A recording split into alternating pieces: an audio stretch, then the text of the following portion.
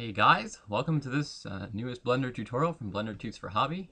And today we're going to be working on making this little alley scene in Blender. So things we'll cover are modeling, texturing, lighting, a lot of cool features in those, and then finally we'll finish it with a little bit of compositing. So actually, and there's also particle systems for this dirt you can see on the ground here. So even if you're coming with only looking for a certain thing in this tutorial, stay tuned and hopefully you'll be able to learn quite a bit from this tutorial. Alright, so in this first part, I think I'll try to get most of the modeling done. It might take me a few parts to finish this tutorial, but when you're done you should have a pretty nice result. So go ahead and open up a new scene in Blender. And before I get started here, I'm going to go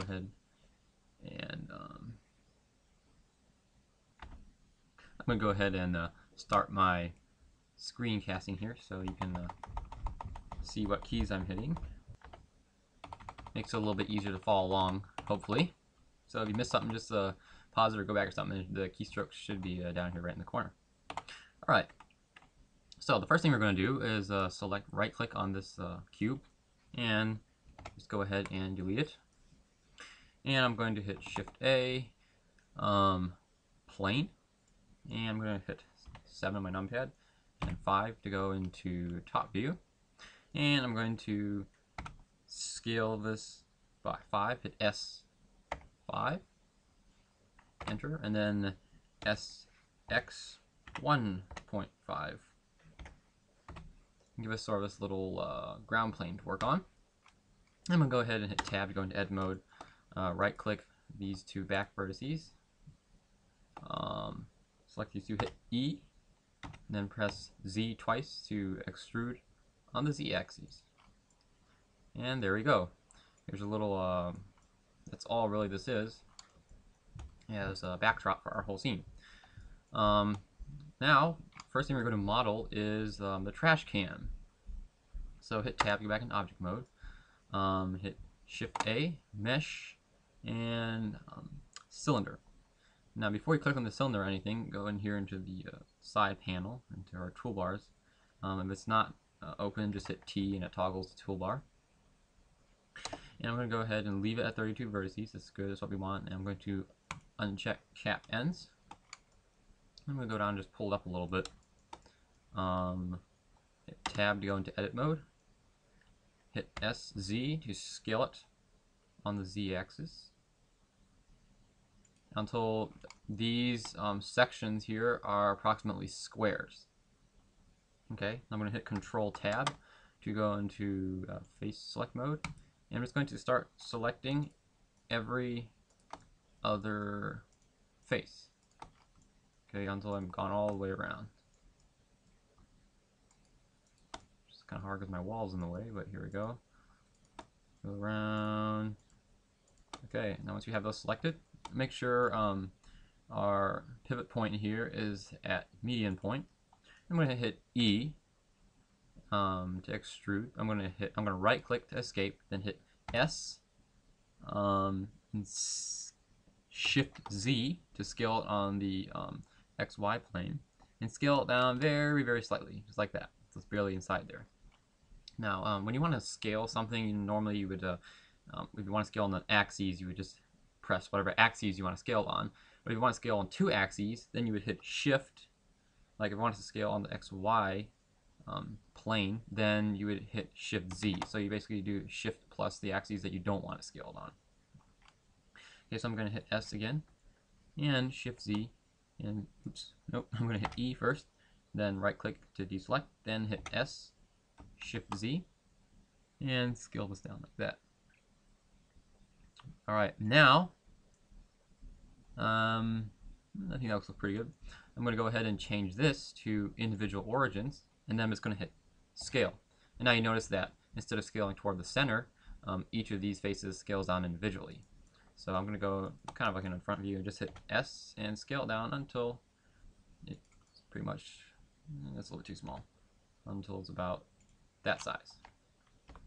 Now I'm going to go into front view, I'm going to hit Control Tab and then vertex mode, hit Z to go into wireframe, A to deselect, B, I'm going to go ahead and drag and select these top vertices and pull them up. Now, the reason why we had it really short when we first extruded it is because if you had it tall like this at first, and you tried to scale all these individual faces down on their individual origins, because it's so much taller than it's wide, it would scale vertically a lot more than it would widthways, and so you wouldn't get these nice perfect 45-degree sort of bevels around it. So now you can sort of see our trash can taking shape. I'm going to hit press Alt and click on this bottom ring. Go into front view by hitting 1 on my numpad and hit E, Z, and we can extrude this down.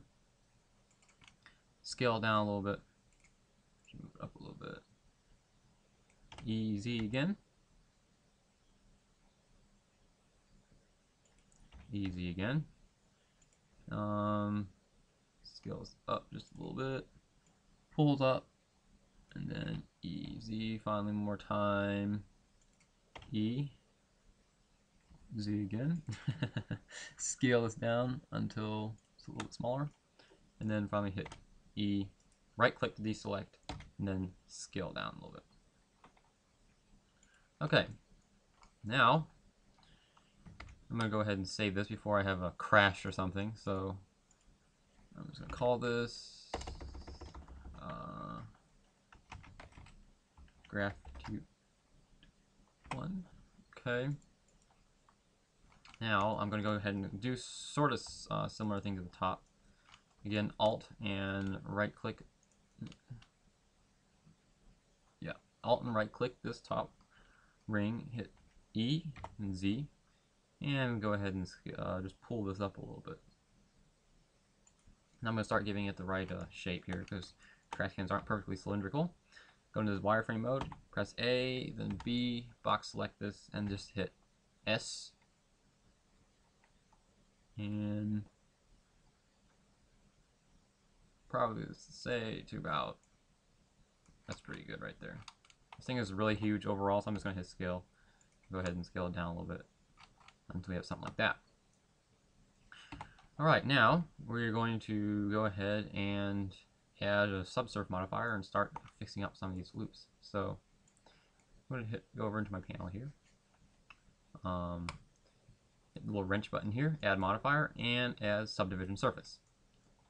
Now immediately it looks kind of weird, like these are really pointy, and that's because we have to kind of define the shape a little more. And we'll do that by adding loop cuts. So hit Control R and click and drag until it's pretty close to the bottom and you like the shape of this sort of end part here.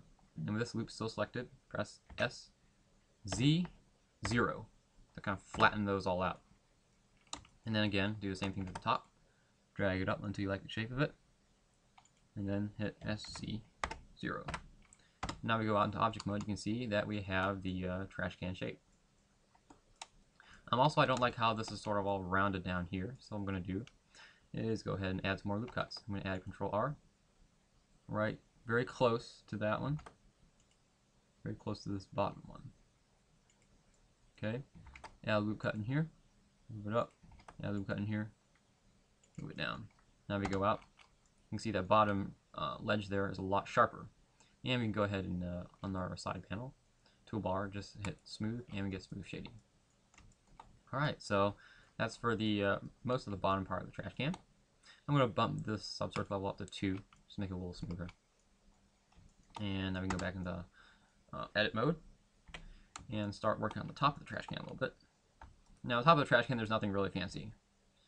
Just going to go ahead and E, Z to extrude.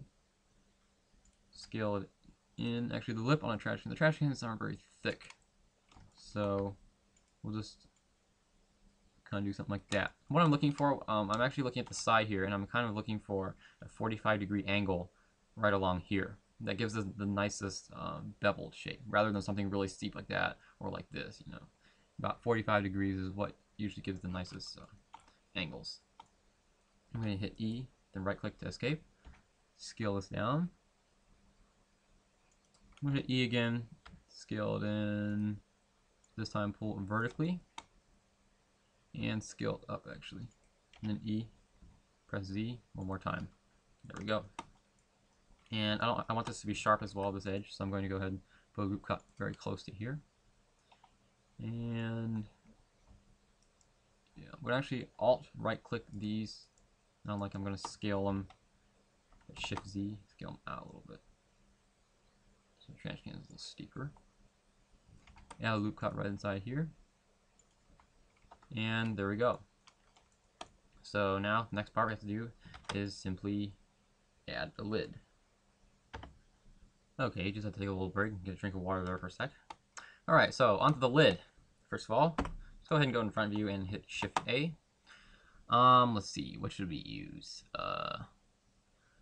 Let's just go ahead and add a cylinder again. And we'll just keep it at 32 vertices, since that's how many the bottom of the trash can has, and we have the same number of vertices, it'll make it a lot easier to match the lid, sort of the smoothness up to the smoothness of the trash can. And again, don't want to cap ends. Go ahead and just move this up. Go into edit mode, scale on the Z-axis. Go ahead into object mode and move it back down. Edit mode, scale it down a little bit. Okay, let's see. The lids usually have a little bit of a lip, but this is a little bit too thick, I think.